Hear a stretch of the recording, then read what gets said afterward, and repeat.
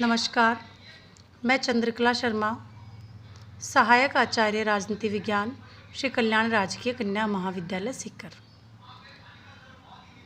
आज हम जिस विषय पर चर्चा करेंगे वो है आधुनिक दृष्टिकोण।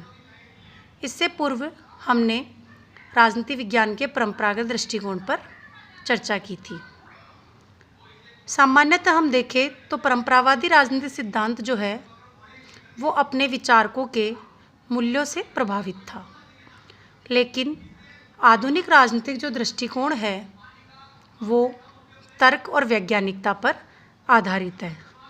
द्वितीय विश्व युद्ध के बाद में अंतर्राष्ट्रीय राजनीति विज्ञान के क्षेत्र में एक नवीन दृष्टिकोण उभरकर सामने आया, जिसे हम आधुनिक दृष्टिकोण कह सकते हैं। यह दृष्टिकोण यथार्थवादी और व्यापक था। इसका मानना था कि राजनीति का क्षेत्र इतना अत्यंत व्यापक है कि उसमें राजनीतिक संस्थाओं के अध्ययन के साथ साथ उनकी संरचना और प्रक्रियाओं पर भी बल दिया जाना चाहिए। ये मानता था कि व्यक्ति का राजनीतिक व्यवहार अध्ययन का प्रमुख स्रोत होना चाहिए। परंपरावादी राजनीति विज्ञान जहाँ राजनीति को राज्य के अंत और प्रारंभ के साथ जोड़ता था, वहीं आधुनिक दृष्टिकोण राजनीति विज्ञान के क्षेत्र को अत्यंत व्यापक कर देता है। यह मानता है कि अंतर्राष्ट्रीय राजनीति, विचारधारा, मूल्य, समूह, उनकी भूमिका, उनका व्यवहार, उनका आचरण आदि राजनीति विज्ञान के क्षेत्र में समाहित होने चाहिए। आगे हम आधुनिक दृष्टिकोण के बारे में देखें तो आधुनिक दृष्टिकोण ने एक नवीन दृष्टिकोण का भी प्रतिपादन किया, जिसे हम अंतः अनुशासनात्मक दृष्टिकोण के नाम से जानते हैं। यह दृष्टिकोण क्या कहता है कि मनुष्य एक राजनीतिक प्राणी नहीं है, बल्कि वह एक सामाजिक और आर्थिक प्राणी भी है। इसलिए उसके राजनीतिक व्यवहार के अध्ययन को हम तभी समझ सकते हैं जब हम उसे सामाजिक, आर्थिक और अन्य पक्षों के साथ समाहित करें। यह बात पहली बार आधुनिक दृष्टिकोण ने कही कि मनुष्य के राजनीतिक व्यवहार को हम उसके अन्य पक्षों से संबंध करके ही समझ सकते हैं। आधुनिक दृष्टिकोण वैज्ञानिकता और उसकी तकनीकों पर बल देता है। यह हर चीज़ को तथ्यों की कसौटी पर कसने की कोशिश करता है कि जो भी घटना हुई वह किन कारणों से हुई, किन तथ्यों के आधार पर हुई, उसका क्या परिणाम निकल सकता है। अर्थात यह मूल्य मुक्त अध्ययन पर बल देता है। अब हम बात करते हैं आधुनिक राजनीति विज्ञान की अध्ययन पद्धतियों की। आधुनिक राजनीति विज्ञान की सबसे महत्वपूर्ण जो अध्ययन पद्धति है वो है मनोवैज्ञानिक उपागम। मनोवैज्ञानिक उपागम का समर्थन लॉसवेल और फ्रायड, सिगमंड फ्रायड ने किया था। वो मनुष्य के राजनीतिक व्यवहार को मनोवैज्ञानिक पक्ष के रूप में समझते हैं और इसी के आधार पर उन्होंने राजनीतिक सिद्धांतों का निर्माण किया है। हम इसकी दूसरी अध्ययन पद्धति हम देखें तो वो है अंतः अनुशासनात्मक अध्ययन पद्धति। यह अध्ययन पद्धति मनुष्य को विभिन्न शास्त्रों के या मनुष्य के व्यवहार को उसके विभिन्न पक्षों से संबंधित करके देखती है। जैसे हम कह सकते हैं कि मनुष्य सिर्फ एक राजनीतिक प्राणी नहीं है, वो सामाजिक, उसका अपना सामाजिक पक्ष है, उसका अपना आर्थिक पक्ष है, उसकी अपने मानसिक विचार है, मनोविचार है, उसकी भावनाएं हैं, और उसी के संदर्भ में वह व्यक्ति के राजनीतिक व्यवहार का अध्ययन करता है। तीसरी जो इसकी अध्ययन पद्धति है वो व्यवहारवादी अध्ययन पद्धति है, जिसे हम वैज्ञानिक अध्ययन पद्धति भी कहते हैं। इस पद्धति में ग्राफ, सैंपल सर्वे, सांख्यिकी, गणितीय मॉडल आदि का प्रयोग करके तथ्यों के आधार पर सिद्धांतों का निर्माण किया जाता है। और हम इसकी चौथी जो अध्ययन पद्धति है वो है समाज वैज्ञानिक अध्ययन पद्धति।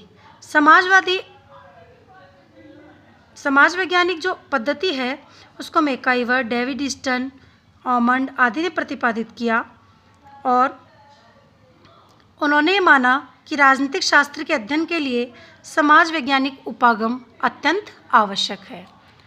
अब हम आधुनिक राजनीति विज्ञान की कुछ विशेषताओं को देखते हैं। सबसे पहली विशेषता हम इसकी देखें तो स्वतः ही परिलक्षित हो रही है, वो है वैज्ञानिकता।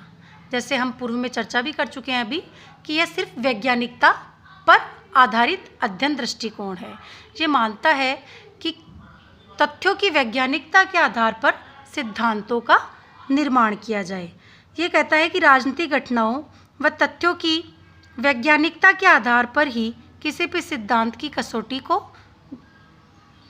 कसकर उसकी जांच करनी चाहिए। और इसी संदर्भ में इसने विभिन्न प्रकार की अध्ययन पद्धतियाँ, जैसे अपनों ने वैज्ञानिक अध्ययन पद्धति है जिसमें हम मॉडल, गणितीय मॉडल को ले लेते हैं, और ये बहुचर विश्लेषण पद्धतियाँ होती है, अनुमाप है, इन अध्ययन पद्धतियों को काम में लेता है। दूसरी इसके हम विशेषता देखें तो वह है मूल्य मुक्त अध्ययन पर बल। परंपरावादी राजनीति विज्ञान जहाँ मूल्य युक्त अध्ययन पर बात करता था, वहीं आधुनिक दृष्टिकोण मूल्य मुक्त अध्ययन पर बात करता है। ये कहता है कि राजनीति विश्लेषण में मानवीय मूल्य जैसे नैतिकता, न्याय, स्वतंत्रता, इनका कोई स्थान नहीं होता और उनको हम तथ्यों और घटनाओं के आधार पर ही देख सकते हैं और उसी के आधार पर हम सिद्धांतों का निर्माण कर सकते हैं। तीसरी इसकी जो विशेषता है वो है अंतर अनुशासनात्मक अध्ययन पद्धति पर बल।